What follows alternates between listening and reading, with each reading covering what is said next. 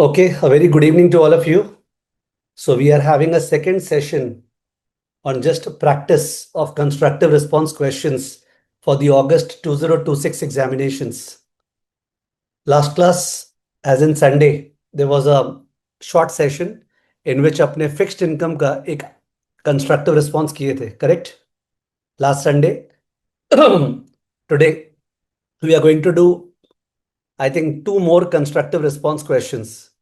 It will have dual objective. पहला, practicing various topics right left, and दूसरा collectively seeing how to answer.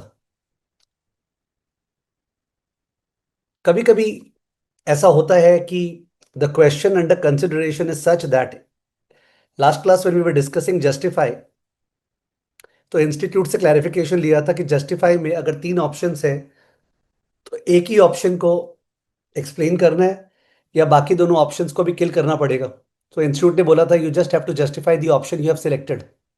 You remember that was discussed last class.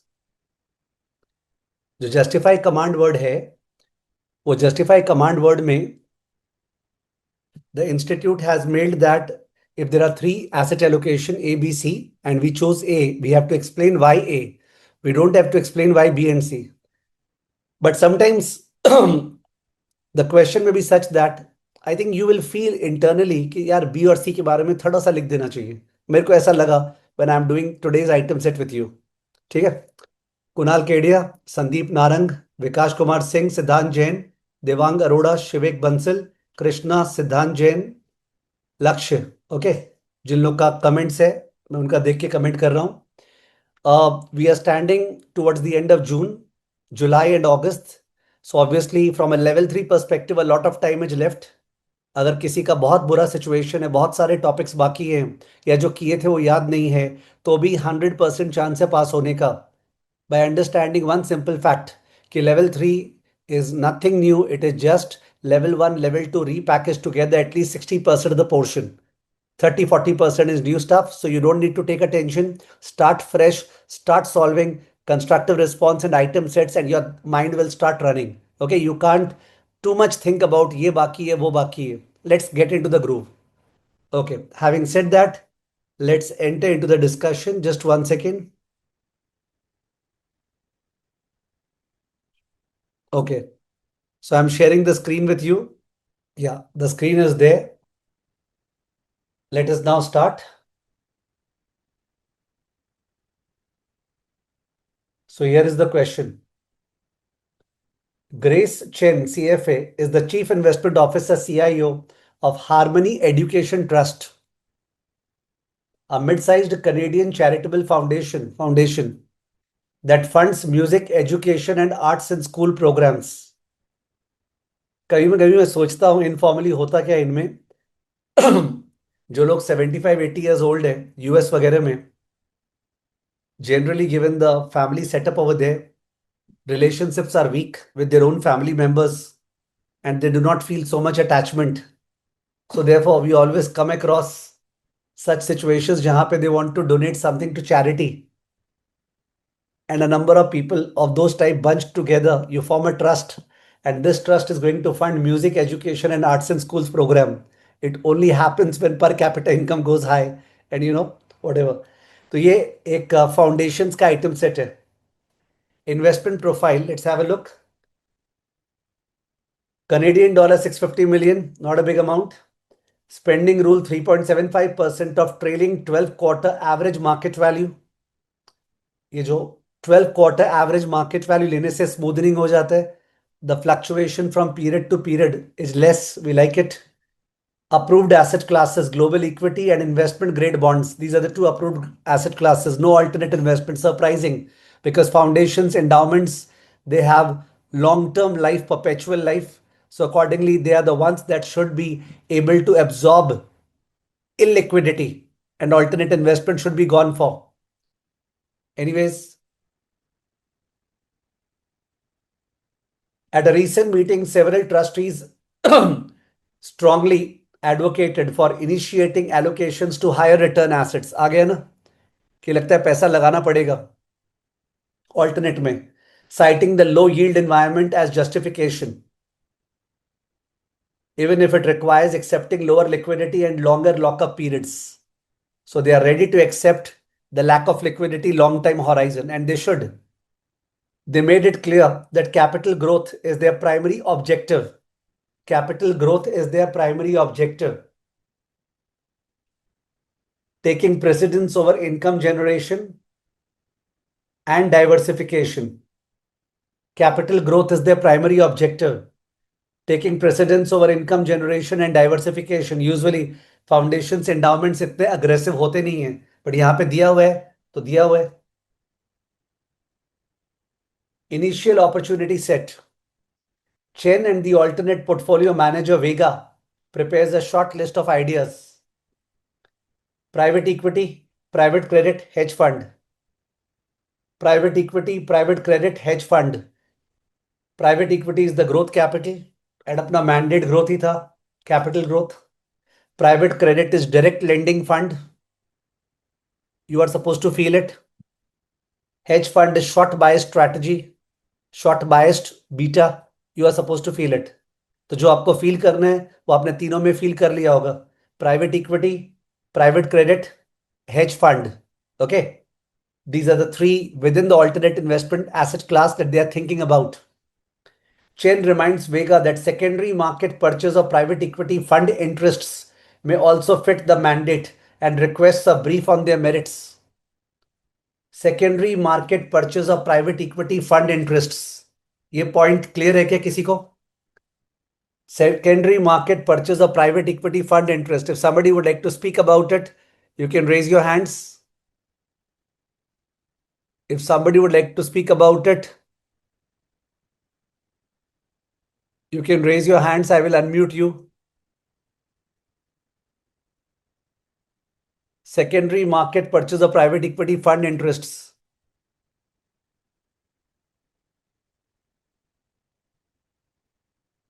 Just 1 second.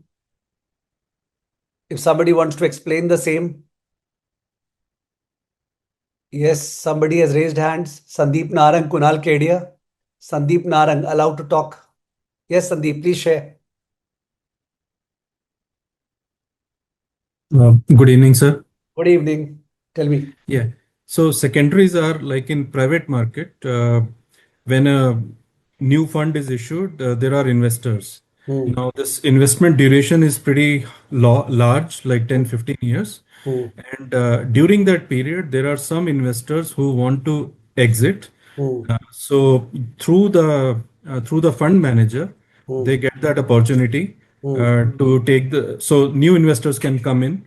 So the benefit for the new investor is their investment duration will be shorter because the fund is already in the running.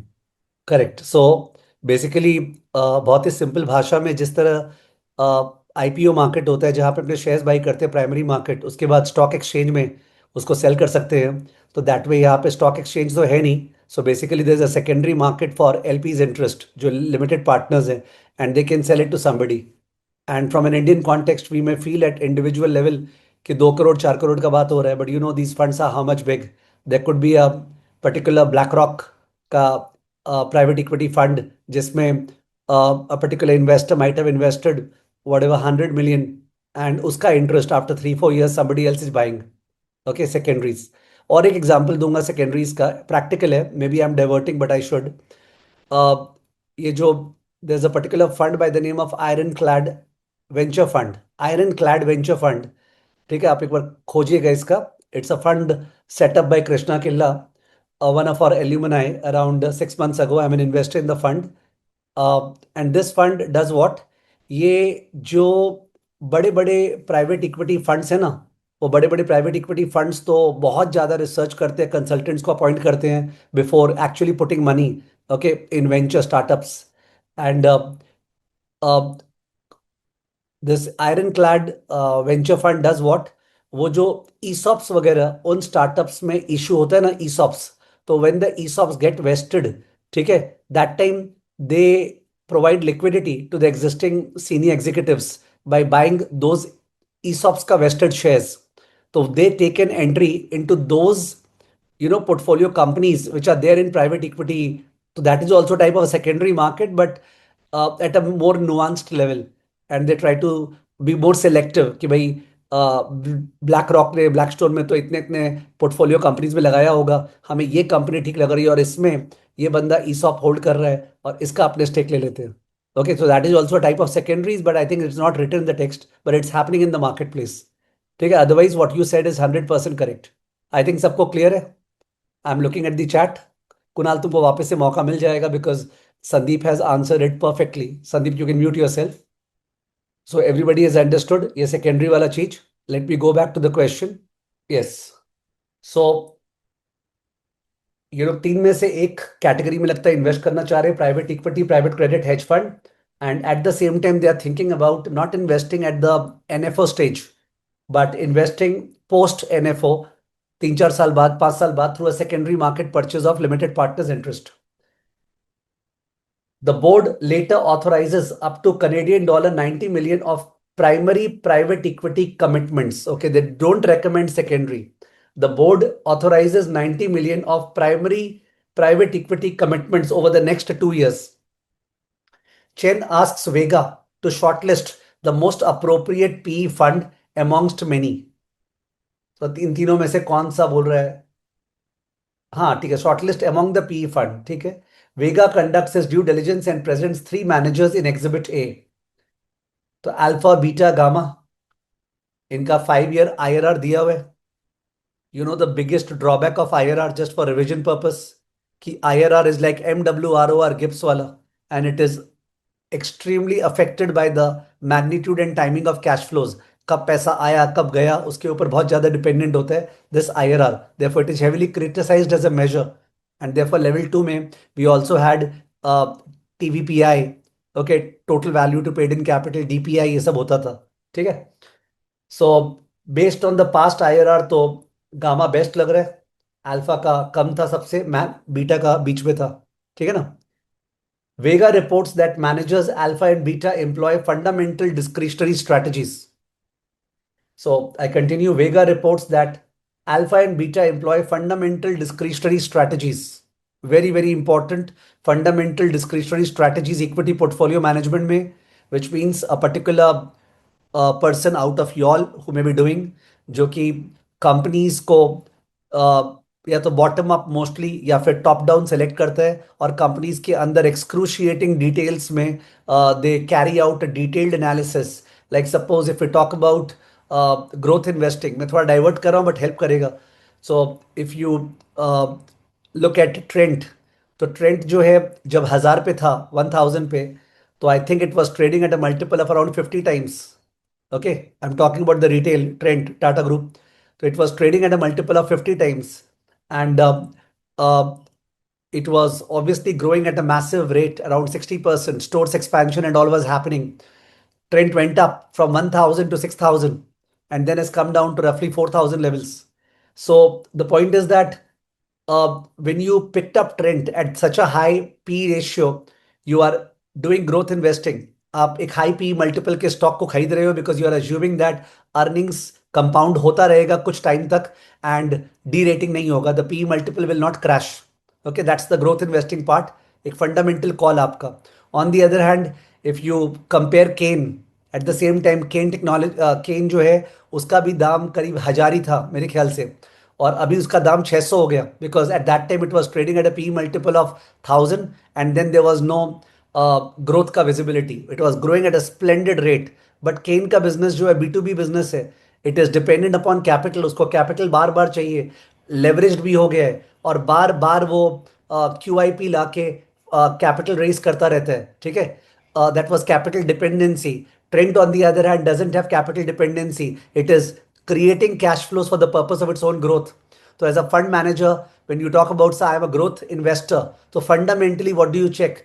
A very, very high growth of 50, 60%, 40% is bound to go down, is bound to go down. And as soon as the growth goes down, there'll be a derating and P multiple will fall. Okay, a P multiple will fall. So your vision of whether you can realize the runway, कि और 3-4 साल का runway है क्या, which is a function of कि company का capital dependency कितना है. अगर कैपिटल डिपेंडेंसी एक कंपनी का बहुत ज्यादा है तो growth is dependent on capital being raised and you never know what type का एनवायरनमेंट आ जाए. अभी right now the juncture at which we are standing, it seems that the cost of capital is going to go up.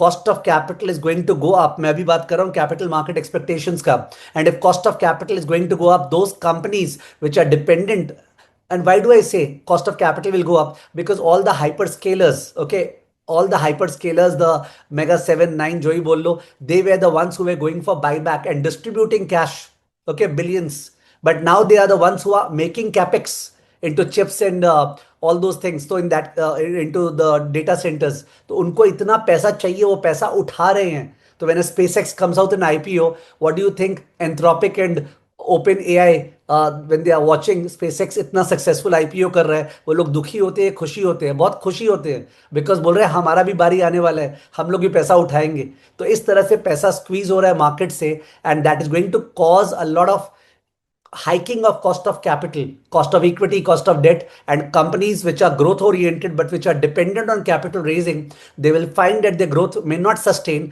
and their derating will take place. So this type of thought process is what a fundamental discretionary strategy is all about. On the other hand, fundamental discretionary could also be inflection investing.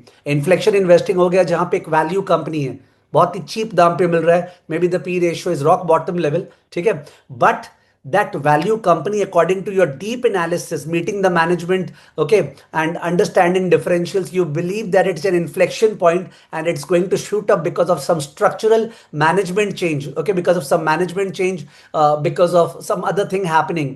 Yeah, what is the name of the fund just that Vikash Khemani runs? I forget if you all know.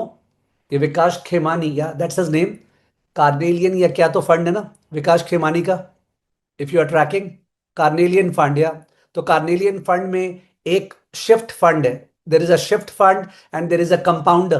तो जो shift fund है ना Carnelian का, if you want to check it out, तो जो shift fund है carnelian का, उसका अप्रोच है to look out for these structural shifts, specially at the management level. So getting into say getting into a stock of, ये कौन सा bank है, Bandhan bank, okay, because there is a management change by RBI, ठीक है, and given the fact that political landscape change हो गया वेस्ट बंगाल का, ठीक है, एंड ऑल दैट स्टफ.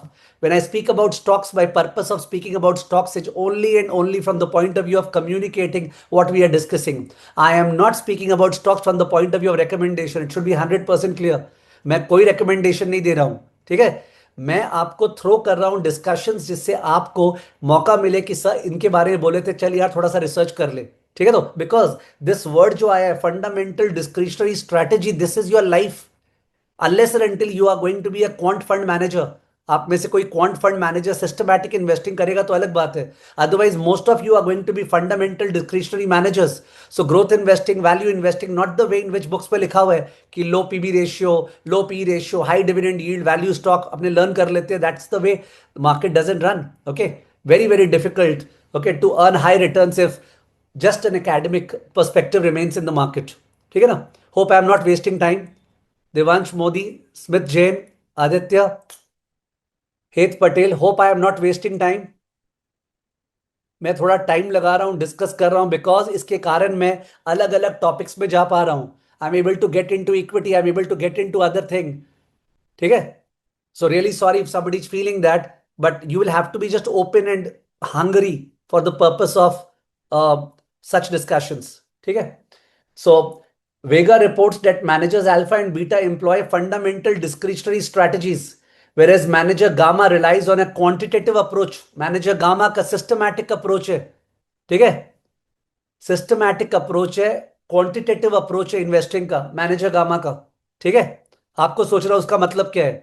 तो which particular managers, alpha and beta या gamma, which particular managers will be able to cover a wider universe. Yes please. Which particular managers, alpha beta और gamma, will be able to cover a wider universe. Gamma will be able to cover a wider universe. Okay, which particular manager would generally have a higher churn? Which particular manager will generally have a higher churn turnover? किसका churn ज्यादा होगा? Gamma का churn ज्यादा होगा, ठीक है. Gamma का churn generally ज्यादा होगा. Generally there could be a fundamental discretionary manager जो बहुत ज्यादा churn करता है, who's affected by what we say overconfidence bias, ठीक है, और टैक्टिकल एसेट एलोकेशन करता रहता है, चेंज पे चेंज करता रहता है. There could be such exceptions, but otherwise quantitative में तो थ्रो करता रहेगा ना, because you know there are so many factors that trigger a stock. मतलब what we think when we actually do practical investing is her company में तीन चार ऐसे ट्रिगर्स होते हैं ना, द क्रिटिकल केपीआईज, जिसको हम लोग अल्टीमेटली लगा देते हैं एआई में कि अगर ये केपीआईज हिले तो भाई हमें इंटीमेशन दे देना। अगर मेरे 300 स्टॉक का ट्रैकिंग पोर्टफोलियो है और उसपे से मैंने 30 या 40 निकाला है जो मेरे को ठीक लग रहा है, तो मैं चाहूंगा वो 30-40 जब इन्वेस्टेबल हो तो वो सबसे पहले मेरे को इंडिकेशन आए, तो मैं उनमें सोच के रखूंगा क्रिटिकल फैक्टर क्या है, और वो क्रिटिकल फैक्टर में कुछ हो तो मेरे को पहले से AI signal they they. Okay, so that I can be proactive in terms of taking a position. ठीक है, because we have to be very very nimble footed and quick and use all the AI tools, okay, in the investing domain. Anyways, his due diligence review yields three key observations. First, Fund Alpha engages administrators, custodians, and auditors of impeccable reputation. Very good. Fund Alpha engages administrators, custodians, and auditors of impeccable reputation.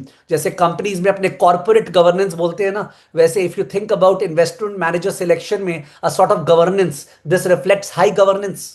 Whatever I call it, I don't know what's the name of it, but it's a good governance system if you have administrators and custodians and auditors of impeccable reputation. ठीक है. Fund Beta has generated results that seem misaligned with its stated investment philosophy. Fund beta में तो style drift हो रहे हैं, बोल रहा है results that seem misaligned with its stated investment philosophy.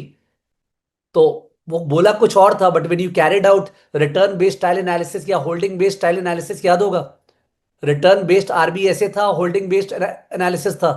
तो आरबीएसए या एचबीएसए से जब आपने देखा तो आपने देखा कि यार ये जो बोल रहा है वो कर रहा ही नहीं है, इसके टॉक और वॉक में फर्क है। I hope you are getting the stuff. The purpose of solving this is not to solve this. The purpose of solving this is to show you that जो discussions हो रही है वो कितने universal है और कितने common sensical है. For all those people who come from practical background, level 3 is under your belt. You got to understand the great knowledge power that you are sitting upon. Understood? And for all those academicians, it is level 1, level 2 का rotation going on. ठीक है, feel about it. Don't take a stress about level 3. Just get into the questions, try to open it out, use AI to the fullest extent. Okay. Fund Gamma has recently lost a key investment professional. तो आपको दिख गया होगा। तो I think they are going to take ask us about fund alpha beta gamma में से कौन सा चुनेंगे। They are going to ask us about ये private equity, private credit, hedge fund में से कौन सा चुनेंगे। Yeah, that seems to be the focus area of this thing. It covers a large number of area. मेरे को specially fundamental discretionary strategies, quantitative बहुत बड़ा एरिया है। If you ask me sir वो एग्जाम में काम आएगा क्या, लिख लो fundamental discretionary versus quantitative systematic, ये एग्जाम में काम आएगा ही। ठीक है, it is not possible that एक पेपर बन जाए इसके बिना। Okay, it is there in the exam for you. Determine बताना है कौन सा, and justify the most appropriate alternate investment in चेंस initial opportunity set. या इन तीनों में से कौन सा ऑल्टरनेट आप रेकमेंड करोगे, प्राइवेट इक्विटी और प्राइवेट क्रेडिट और हेज फंड, प्राइवेट इक्विटी और प्राइवेट क्रेडिट और हेज फंड। तो कौन सा आंसर है, private equity, private credit, hedge fund, which is the answer, 1, 2 और 3? Everybody is seemingly giving a right answer. Everyone has given a correct answer. I'm not taking names. सबका correct answer है private equity. या justification क्या दोगे बोलो, take your time, take your time, you have to be efficient and effective. Justification क्या होगा, what is the justification? Okay, justification, yes, growth, growth is the justification. Yes yes yes yes, growth is the justification, growth is the justification. अब इसमें मेरे को ऐसा लगता है कि जब मैं बोल रहा हूं ना ग्रोथ इज द जस्टिफिकेशन, कि private equity will provide growth is the justification, तो उस केस में private credit is going to provide what, income, is going to provide income generation. Hedge fund short biased is going to provide diversification, negative beta. ठीक है, तो and यहां साफ साफ लिखा हुआ था, they made it clear that capital growth is their primary objective, taking precedence over income generation. So why would we go for private credit and diversification? Why would we go for negative beta? Negative beta करते हैं diversification के लिए। अभी परसों रात को I was listening to one of the recent podcast of Damodaran. Somebody had taken a podcast, you can search, I don't remember names that way, and the way he lambasted private credit. Okay, बड़े मजा आ गया सुनने में. He said that these guys appear to be super intelligent, the private credit guys, but the fact is that they are sheep. और sheep क्या होता है? उसका sheep का herd mentality होता है. That's their mentality. They are funding data centers. He's saying that how come these lunatics are funding data centers? Okay, SpaceX is burning around $2.5 billion every month. Okay, and there's a talk about the fact that SpaceX should use debt. So he's talking about the fact that if SpaceX has a lot of promise and a lot of future, is it possible to pay interest out of future promises and future promises potential? Debt में upside है ही नहीं unless and until convertible debt वगैरह होगा तो why would a private credit lend to SpaceX? Okay, very strange. Okay, good to hear. There were a lot of observations. I can't divert into that. तो ये question clear है, ये सबका right हुआ है. ओके, ये सबका राइट हुआ है. अब देखते हैं नेक्स्ट क्वेश्चन. तो इसका आंसर उनसे रीड नहीं कर रहे. डिटरमाइन समझ गए. प्राइवेट इक्विटी जस्टिफाई का reason the focus on capital growth, not on income generation. Bracket private credit ruled out and not on diversification. Therefore short biased hedge fund ruled out. ठीक है ना. There is no need to टर्नोफाई too much. यहां तो ऐसे समझाने के लिए this is a teaching answer. This is a teaching answer. ये जो आंसर है टीचिंग आंसर है. This is not a exam answer. Okay, I hope this has been communicated several times too. ये लंबा लंबा आंसर है teaching answers, not exam answers. Exam answers मैंने नीचे में लिखा है short.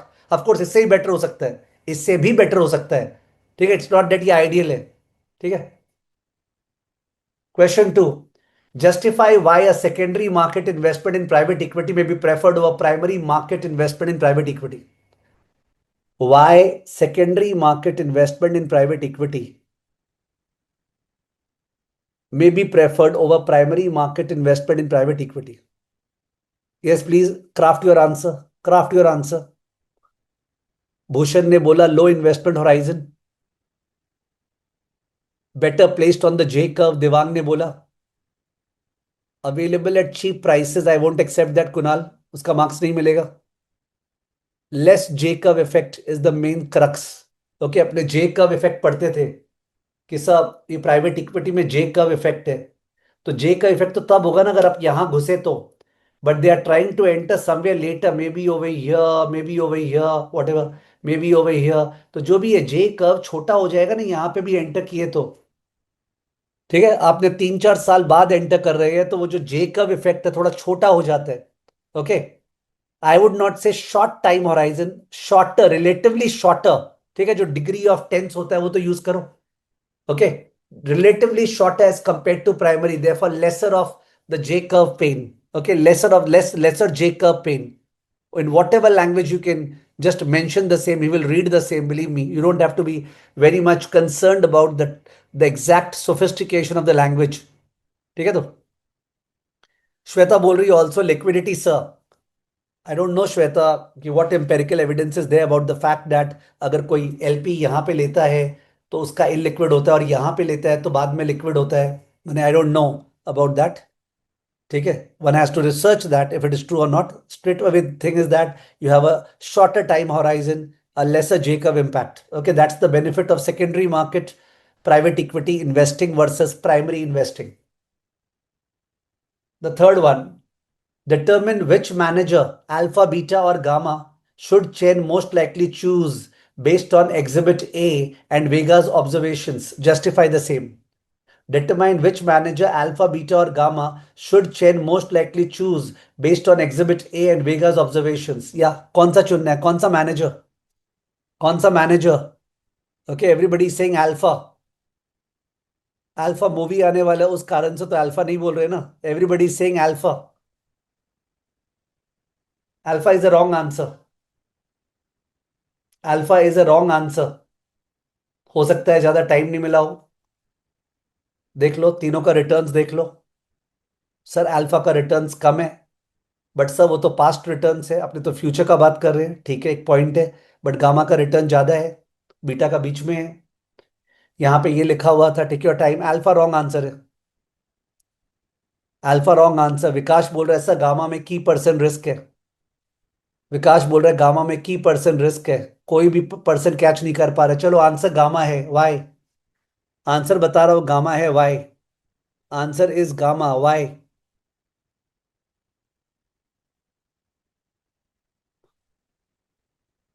Yes, Lakshya. Gamma is quantitative. It is model dependent. Gamma is not fundamental discretionary. Okay, gamma is not fundamental discretionary. तो जो क्वांट स्ट्रैटेजी होता है ना, सिस्टमैटिक स्ट्रैटेजी, वो पर्सन डिपेंडेंट नहीं होता, उस पर की पर्सन रिस्क नहीं होता है। वो की पर्सन चला जाए तो भी the model, the approach is already there in the firm. ठीक है, फंडामेंटल डिस्क्रिशनरी स्ट्रैटेजी में की person risk is there, quant systematic investing में की person risk is not there to that extent. So beta is ruled out because वहां पे clear cut inconsistent है, style drift है। अल्फा अच्छा लगा, गवर्नेंस अच्छा है। ठीक है, गामा जो है उसमें आपको खराब लगा बिकॉज उसमें एक पर्सन की इन्वेस्टमेंट प्रोफेशनल लीव कर रहा है। तो जैसे आपने क्वांट पकड़ा, ये जो बहुत बढ़िया क्वेश्चन है, माने आप जितना भी थियरी पढ़ लो बुक में, ठीक है, you will not be able to remember as a result of this question. ये जो माथे में चला है ना, हमेशा याद रहेगा। ठीक है, कि जो क्वांट स्ट्रैटेजी है उसमें की पर्सन रिस्क कम होता है, डिपेंडेंसी इज लेस। मॉडल में प्रॉब्लम हो गया तो वो तो अलग बात है ना हर्षित, इसको बोलते हैं आउट सोचना। हर्षित, ये जो आपने बोला मॉडल में प्रॉब्लम हो गया तो क्या ये क्वेश्चन ये पूछा है कि क्वांट स्ट्रैटेजी में या क्वांटिटेटिव अप्रोच में क्या प्रॉब्लम हो सकता है? तो क्या फंडामेंटल अप्रोच में जजमेंट का प्रॉब्लम नहीं हो सकता है? Do you want to say that कभी भी क्वांट स्ट्रैटेजी में इन्वेस्ट नहीं करना चाहिए? ठीक है, आई डोंट नो आपको याद है कि नहीं, बहुत जन को याद नहीं रहता है, बट मैं बता दूं, लेवल वन में अपने डिस्कस करते थे, लेवल वन में अपने डिस्कस करते थे, and mostly people will not remember कि सर क्या past performance is indicative of future performance? Past performance is indicative of future performance? तो पूरे मार्केट्स में बोलते हैं no, past performance is not indicative of future performance. But if we talk about the correlation between past performance and future performance, then the correlation in the private equity space is higher as compared to public equity space. The correlation in the private equity space is higher as compared to the public equity space. In fact, पूरे AI में the reason why I'm telling you, okay, listen to me. Krishna किल्ला का एक PMS है, वो PMS में उसका management फी 0.5%, उसका incentive fee is 15% above 10% hurdle. 0.5% management fee and incentive fee is 15% over 10% hurdle. In the venture fund, the management fee is 2%, not 0.5, 2%, and incentive fee is 20%. So 2/20 structure.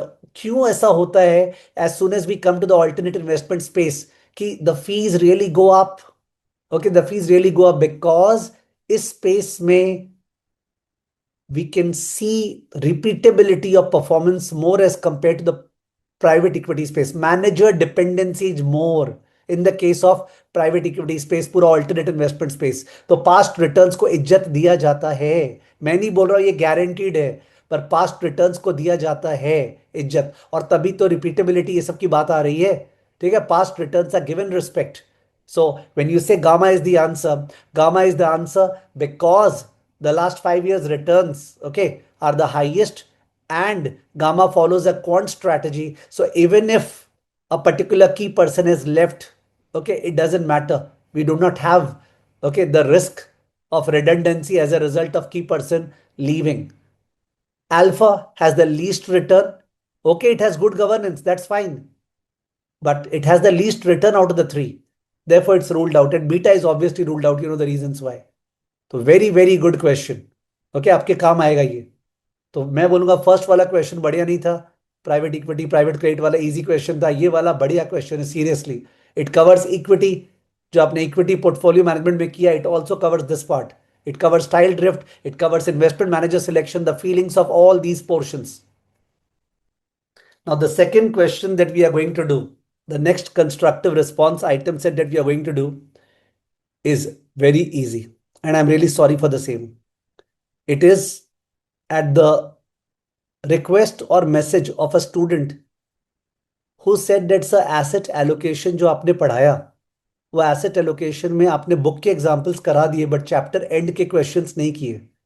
एक student का message आया था कि asset allocation का दोनों chapters जो है, you did the book का examples but did not do chapter end का EOC. The point is that asset allocation बहुत ही बढ़िया से कराया गया था, पूरा एक्सेल फैक्सेल शब्द शो करके बुक में घुस घुस के एक लाइन के अंदर। और ऐसा लगा कि मेरे को एंड ऑफ चैप्टर क्वेश्चंस आपके दिमाग चलने के लिए छोड़ देना चाहिए। ठीक है, which I am doing in level 2 also right now. Because अगर मैं सब करा दूंगा they would your mind run, but that person was in a complaining mode. So I thought that let me in these classes every class pick up asset allocation का एक या कोई question pickup कर लेता हूँ। ठीक है, तो मे बी उसको थोड़ा हेल्प हो जाएगा in case is getting stuck up. Rahul Patel case scenario.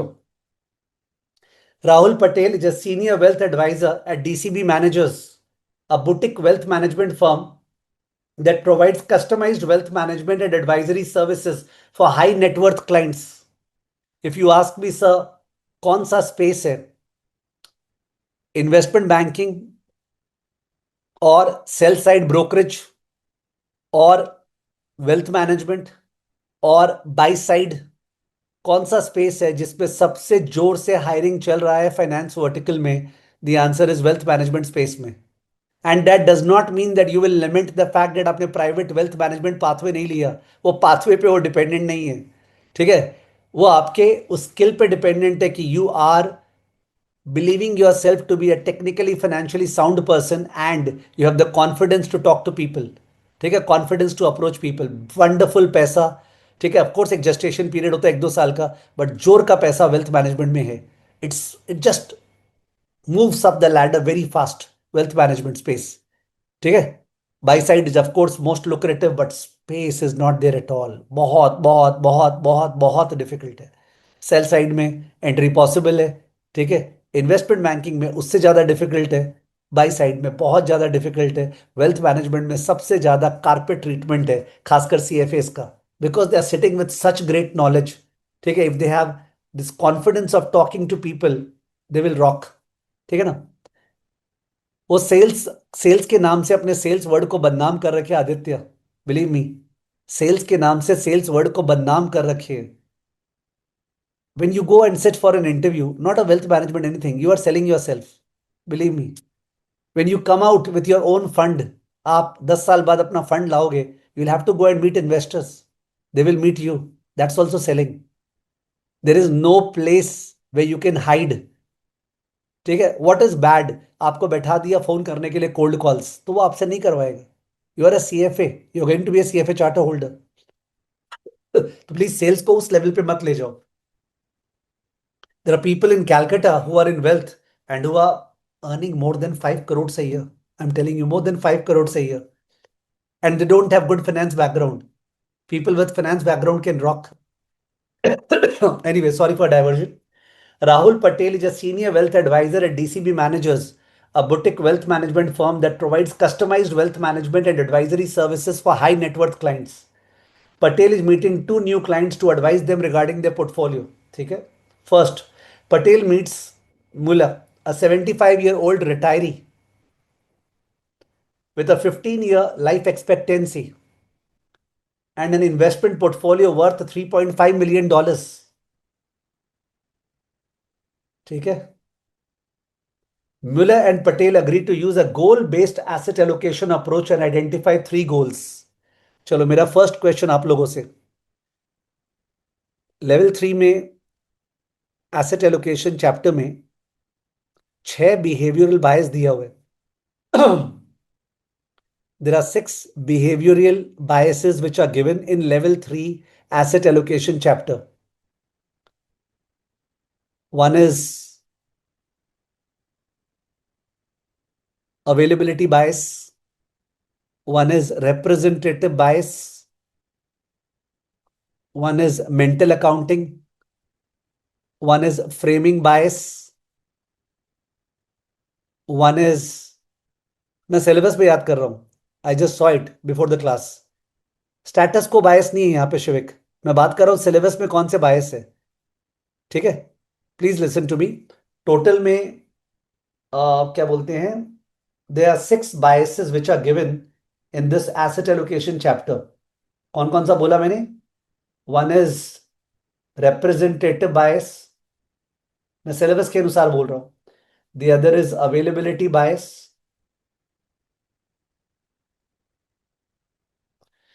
Third is mental accounting bias, उतना नहीं है जो CFA L1 में था. Fourth is framing bias.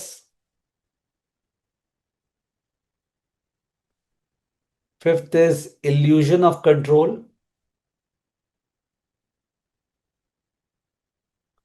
Sixth is loss aversion. या ये सारे अपने सिलेबस में है इस चैप्टर में. कैपिटल मार्केट एक्सपेक्टेशंस में भी है कि जो फंड मैनेजर्स होते हैं, रिसर्च एनालिस्ट होते हैं, उन लोग का बायस होता है. वहां पे कैपिटल मार्केट एक्सपेक्टेशंस में है.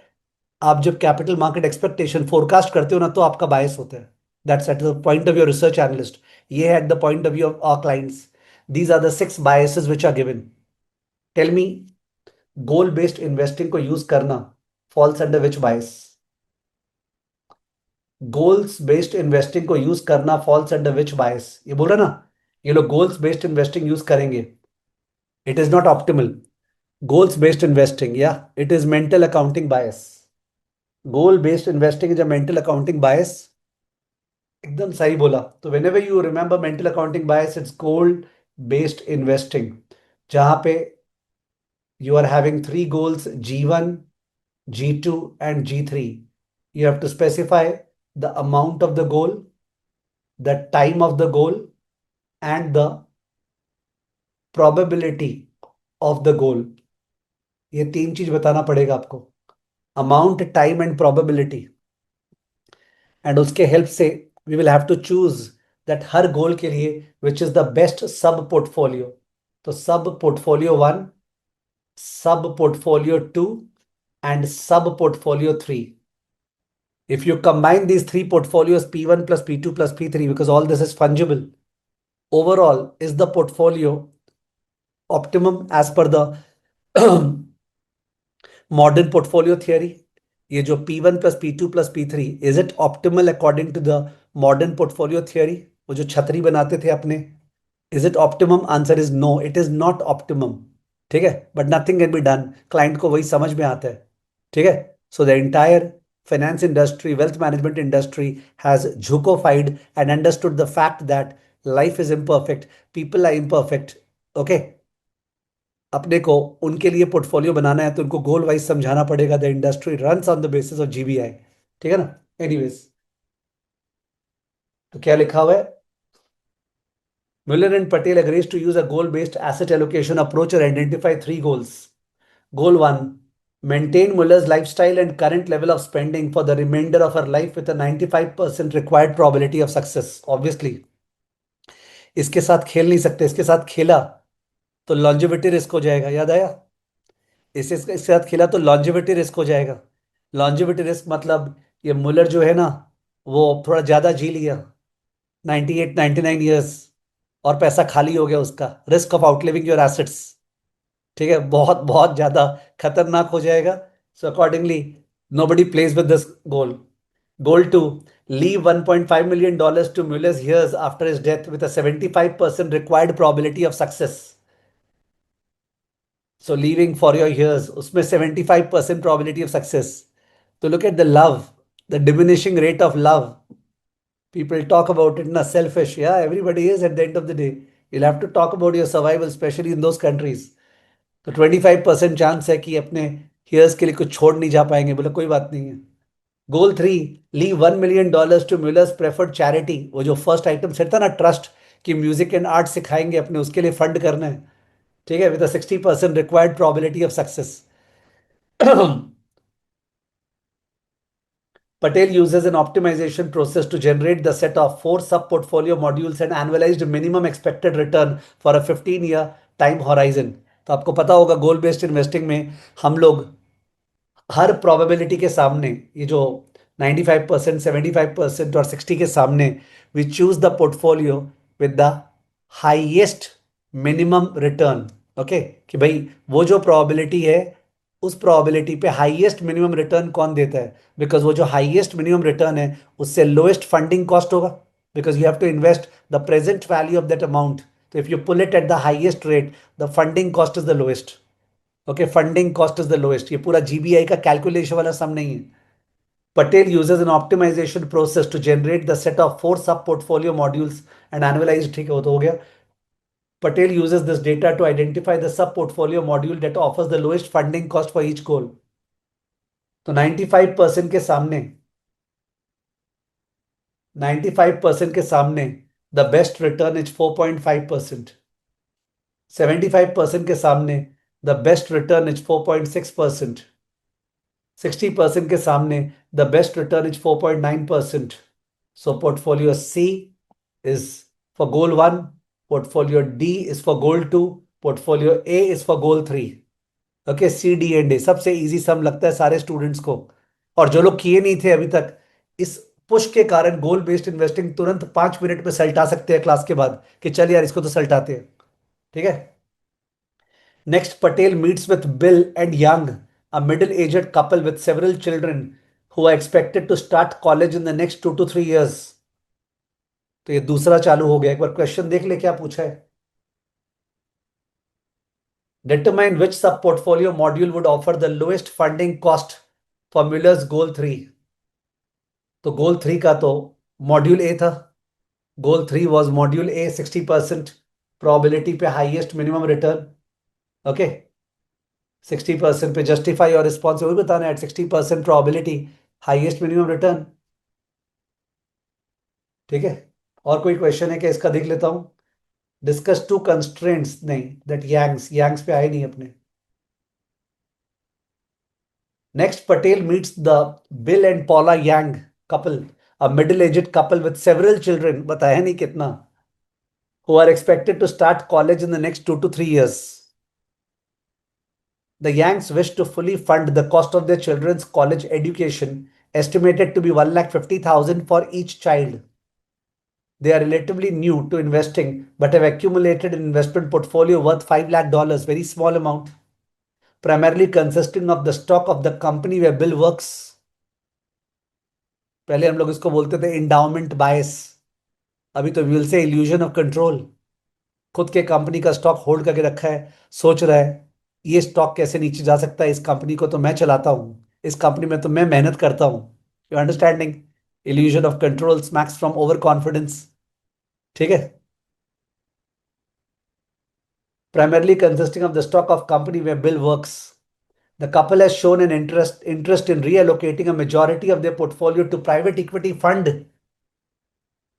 ये लोग सोच रहे हैं पैसा प्राइवेट इक्विटी फंड में लगाएंगे, run by a famous media personality.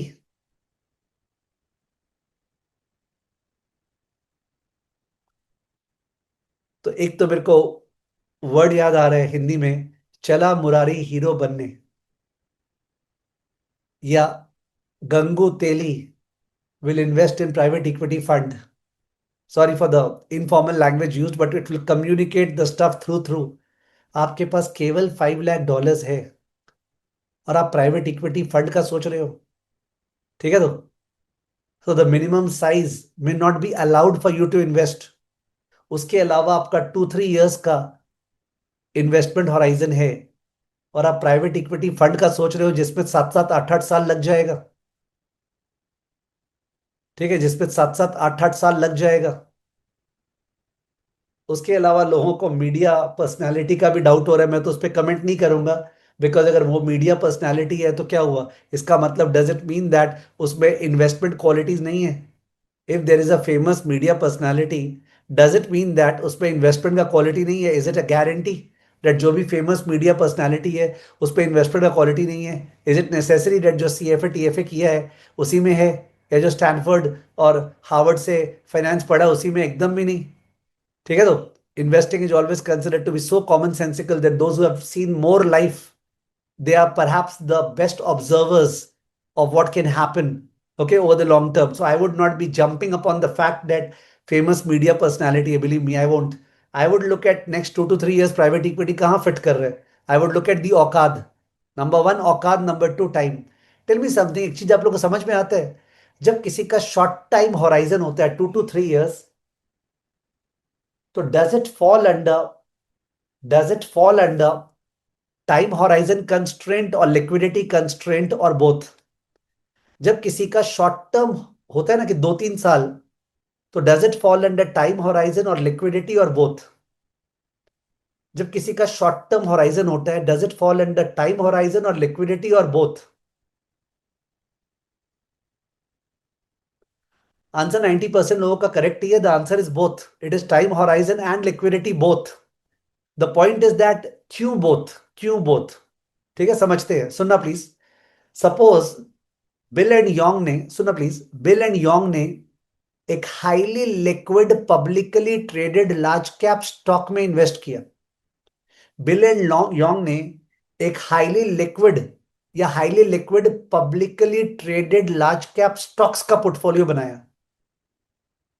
Highly liquid publicly traded large cap stocks का पोर्टफोलियो बनाया।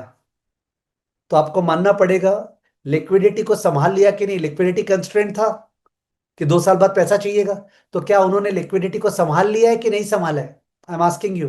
उन्होंने highly liquid public large cap equity stocks का पोर्टफोलियो बनाया, तो लिक्विडिटी कंस्ट्रेंट जो था उसका रिस्पेक्ट कर लिया कि नहीं किया? कर लिया सर, एकदम कर लिया।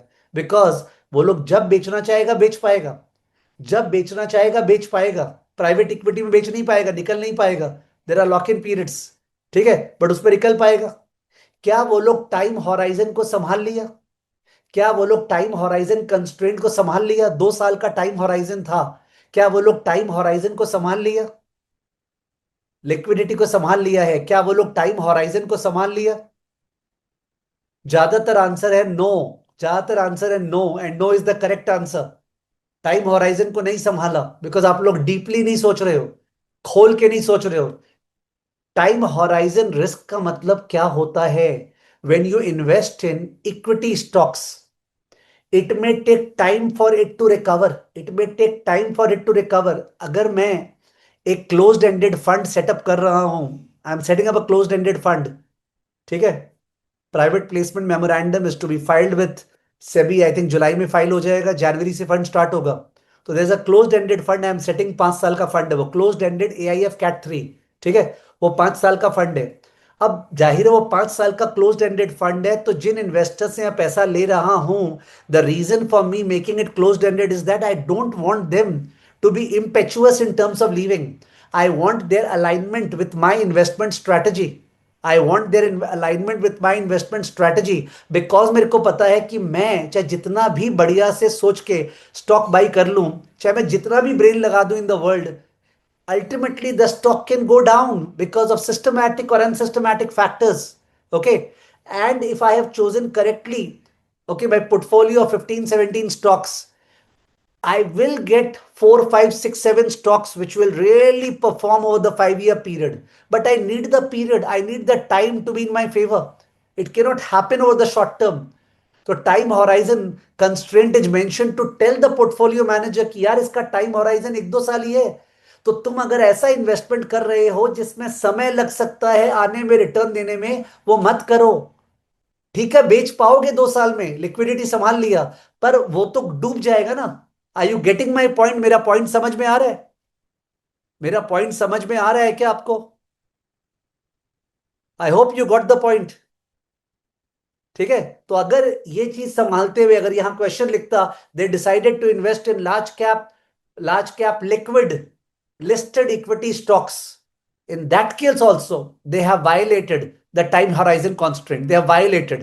You may feel that हाँ यार लार्ज कैप लिक्विड है बेच देगा। अरे यार वो रिकवर कैसे करेगा? It is not done. You can not do that. Highly volatile चीजों में आप 2 साल के लिए पैसा नहीं लगा सकते हो। Okay, you have to give it the period to come up. ठीक है, I hope I am clear. किसी को भी अगर अनक्लियर था, टाइम होराइजन और लिक्विडिटी अगर अनक्लियर था, ठीक है, this was the best example to explain time horizon and liquidity. And think over it, because तुम्हारे बैठेगा तभी जब तुम इसके बारे में सोचेगा, वरना बैठेगा नहीं। If you want to cement it, you think over it. Sir क्या बोले थे टाइम होराइजन और लिक्विडिटी के बारे में? बिकॉज क्वेश्चन हल्का है, फालतू है, तो क्वेश्चन में कुछ है नहीं, तो मैं अपने तरफ से जो जो ऐड कर पा रहा हूं वो बता रहा हूं। ठीक है ना? Okay, Patel advises the couple about the significant constraints they would face with their investment in a private equity fund. Yes, they would face constraints. The Yangs make the following statements during their asset allocation discussion. एक minute, since आप लोग जब बायस का नाम बोल रहा था ना, तो आप लोग को याद नहीं था, तो मेरा एक स्टूडेंट है हर्ष बोहरा, ठीक है, सीएफए हो गया उसका 3 साल 4 साल पहले। पता नहीं उसमें क्या ट्रिमेंडस क्वालिटी है ना न्यूमोनिक्स बनाने का, mnemonics. And when ever I am like this ना कि स्टूडेंट्स को कैसे याद रहेगा, I send him a picture and भाई भेज। तो आज उसने एक न्यूमोनिक बनाया था,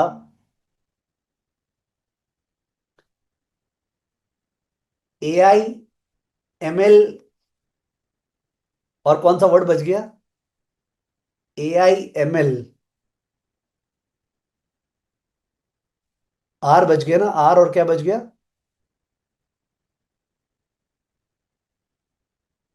आर और एफ बच गया, AI ML.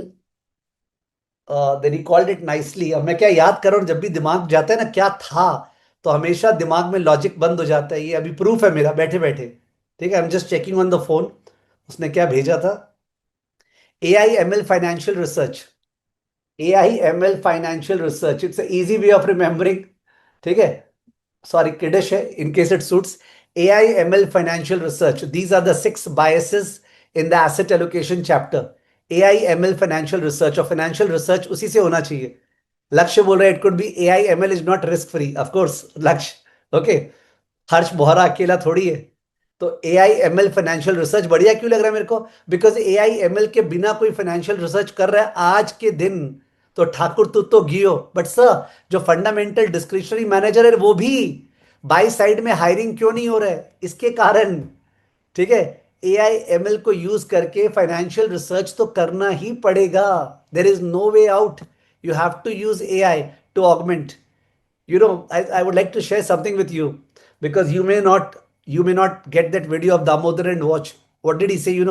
He said the total revenue of all the companies which are listed on this globe, the total revenue of all the companies listed on the globe is $140 trillion. All the revenue, sales, Nvidia का sales ले लो, Meta का sales ले लो, सबका top line add कर दो, $140 trillion. And the compensation expense debited in their income statement, compensation expense is $24 trillion, $24 trillion. तो 140 trillion का revenue है, $24 ट्रिलियन का कॉम्पेंसेशन एक्सपेंस है। And this Elon Musk in SpaceX IPO says that the total addressable market of AI is $25 trillion. बोले where is the math, इसका मतलब he is trying to say that AI is going to 100% replace all the workforce. AI is not going to augment workforce, it's going to replace all the workforce. And then also 24 25 कहां से आ गया, ठीक है। But वही बात है, if people are going to buy dreams, it is their हक, उनका पैसा है, people can buy their dreams, who are we to judge them, ठीक है। anyways, sorry, तो AIML financial research, these are the name of the biases that you can perhaps use to remember। आपको ऐसे ही समझ में आ रहा है याद, तो बढ़िया बात है। Coming back to the question, the question was, the Yanks make the following statements during their asset allocation discussion. Statement 1, the volatility of our portfolio gains. Okay, लक्ष्य बोल रहा है उस पॉडकास्ट का नाम था fixed plus floating, the credit podcast, okay, उसका नाम, इन केस बाकी लोग को सुनना है। पूरा टाइम तो नहीं सुन पाओगे यार, बहुत काम है, फिर भी लक्ष्य हेल्प किया है। Fixed plus floating, the credit podcast, this was the name of the podcast. Thanks लक्ष्य। The volatility of our portfolio gains on a year-to-year basis doesn't bother us, but we would strongly prefer not to lose money in any given year. पूरा clear है कौन सा बायस, मतलब volatility से डर नहीं लगता है, ठीक है, थप्पड़ से डर नहीं लगता है, प्यार से लगता है। क्या था डायलॉग उस मूवी में, दबंग। सो वॉलेटिलिटी से डर नहीं लगता है, लॉस से लगता है, इट्स लॉस एवर्जन, ठीक है, क्लियर कट। उसके बाद वो सब ज्ञान कि the loss of utility from a certain amount of loss is bigger than the gain of utility from the same amount of gain, and all that stuff. We are highly confident in the prospects of the company where Bill works and would never consider selling our position in the company's stock. Illusion of control, overconfidence, over confidence illusion of control के अंदर ही है. Okay, illusion of control. It results in concentration risk. Your human capital, financial capital in the same company.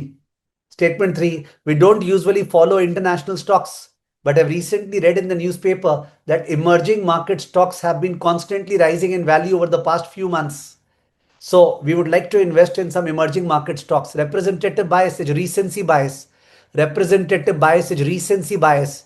Base rate neglect, you forget about what happened to emerging markets पहले. And sample selection बायस, छोटा सा sample 3 कुछ months बढ़िया out perform किए ना, आप invest कर रहे हो.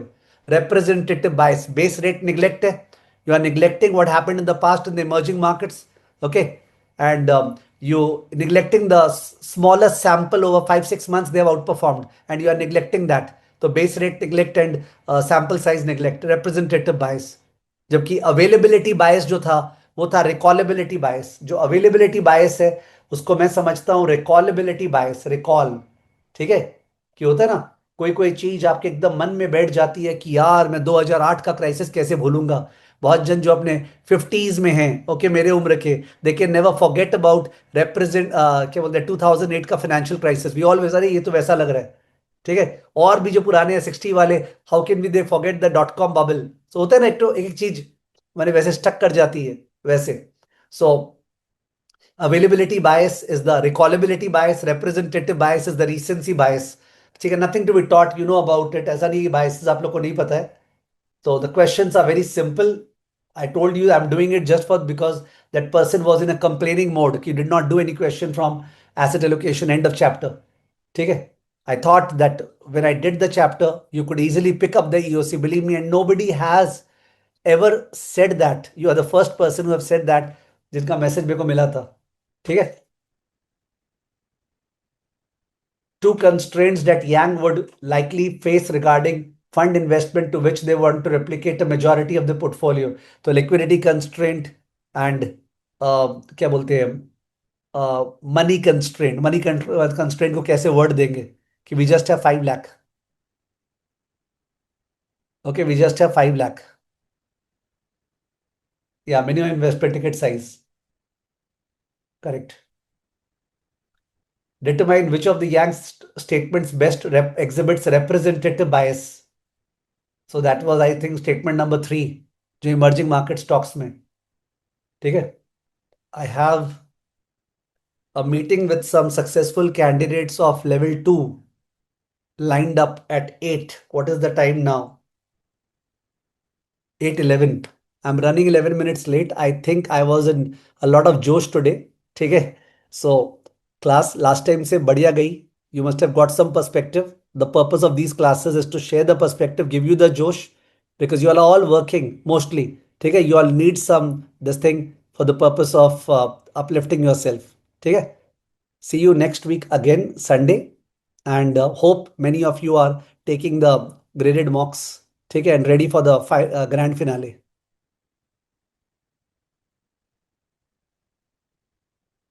Yes, there are some doubts. We can take it up in the next class.